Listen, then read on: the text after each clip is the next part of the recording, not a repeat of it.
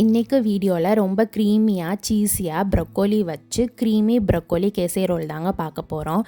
ப்ரொக்கோலினாலே போரிங்குன்னு நினைக்கிறீங்களா? அப்போ கண்டிப்பாக இந்த ரெசிபியை ட்ரை பண்ணி பார்த்தீங்கன்னா உங்கள் ஒப்பீனியன் மாறும்.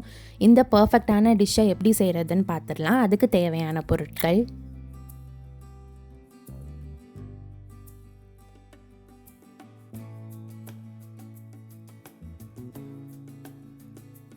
ஒரு ப்ரொக்கோலி எடுத்துக்கலாங்க. அதோட ஸ்டெம் பார்த்தை ரிமூவ் பண்ணிக்கலாம். ரிமூவ் பண்ணிவிட்டு குட்டி குட்டி இண்டிவிஜுவல் பீசஸாக வந்து கட் பண்ணி எடுத்து வச்சுக்கலாங்க.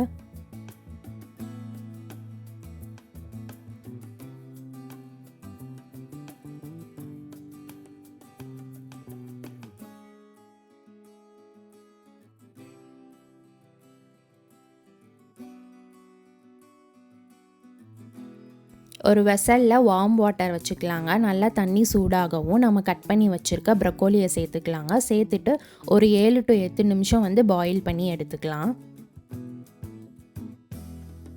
ப்ரொக்கோலி நல்லாவே வெந்துருச்சுங்க. இப்போ தண்ணியெல்லாம் வடிகட்டி ஆற வச்சுட்டு ஒரு மிக்ஸி ஜாரில் சேர்த்து ஒரு மிக்சர் அளவுக்கு கிரைண்ட் பண்ணி எடுத்து வச்சுக்கலாங்க. ஒரு பவுல் எடுத்துக்கலாங்க. அதில் பார்ச்மெண்ட் பேப்பர் ப்ளேஸ் பண்ணிக்கலாம். பார்ச்மெண்ட் பேப்பர் இல்லைனா அந்த பவுலில் வந்து ஒரு பட்டர் இல்லாட்டி ஆலிவ் ஆயில் இல்லாட்டி ஏதாச்சும் நெய்யோட க்ரீஸ் பண்ணிக்கலாங்க. க்ரீஸ் பண்ணிவிட்டு நம்ம மிக்சரில் கிரைண்ட் பண்ணி வச்சுக்க ப்ரொக்கோலியை சேர்த்து நல்லா எல்லா இடத்துலையும் படர்ற மாதிரி ஃப்ளாட்டன் பண்ணிக்கலாங்க. அதுக்கப்புறம் ஸ்வீட் கார்ன் எடுத்துக்கலாம். அதையும் நல்லா ஃப்ளாட்டன் பண்ணிக்கலாங்க.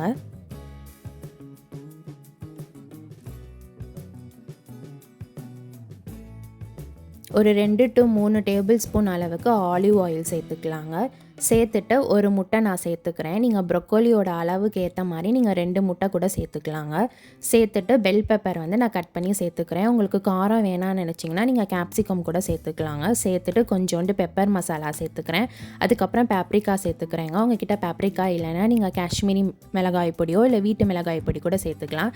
சேர்த்துட்டு தேவையான அளவு சால்ட்டு சேர்த்துக்கலாங்க.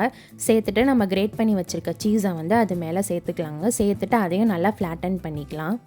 இதை நீங்கள் இட்லி சட்டியில் ஒரு ஸ்டாண்டு வச்சு ஒரு 20 நிமிஷம் வேக வச்சு எடுத்தாலே போதுங்க. ரொம்ப க்ரீமியான இந்த ப்ரொக்கோலி கேசரோல் வந்து ரெடி பண்ணிடலாம். பார்க்கும் போதே செம்ம டெம்டிங்காக இருக்குல்லங்க. இந்த ப்ரொக்கோலி ரெசிபி கண்டிப்பாக சண்டே லஞ்சுக்கோ இல்லை பார்ட்டிக்கோ பர்ஃபெக்ட் டிஷ்ஷாக இருக்குங்க. கிட்ஸுக்கு செம்ம ஸ்நாக்ஸ் ரெசிபியாக இருக்கும். கண்டிப்பாக ட்ரை பண்ணி பாருங்கள்.